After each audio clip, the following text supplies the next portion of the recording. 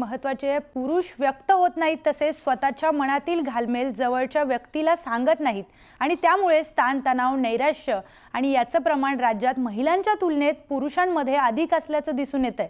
आता या संदर्भातच एक आकडेवारी समोर आली आहे। मानसिक आरोग्यासंबंधी समस्या सोडवण्यासाठी आरोग्य विभागाने सुरू केलेल्या टेलीमानस हेल्पलाईनच्या माध्यमातून ही आकडेवारी समोर आली आहे। या हेल्पलाईनवर मदतीसाठी पुरुषांकडून येणारे कॉल महिलांच्या तुलनेत दुपटीवरून अधिक असल्याचं समोर आलंय। राज्यात हेल्पलाईनवर मदतीसाठी 67.99% कॉल पुरुषांनी केले असून तर 31.50% कॉल महिलांनी केलेत।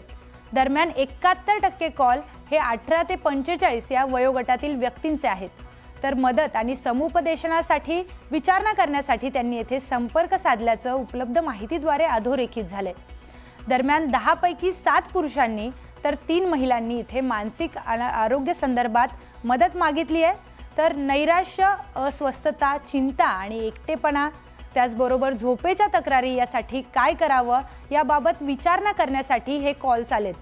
कामाच्या ठिकाणी असलेला ताण, बिघडलेल्या नातेसंबंधाच्या तक्रारी या प्रकरणांची संख्या यामध्ये सर्वाधिक वाढलेली दिसून येते।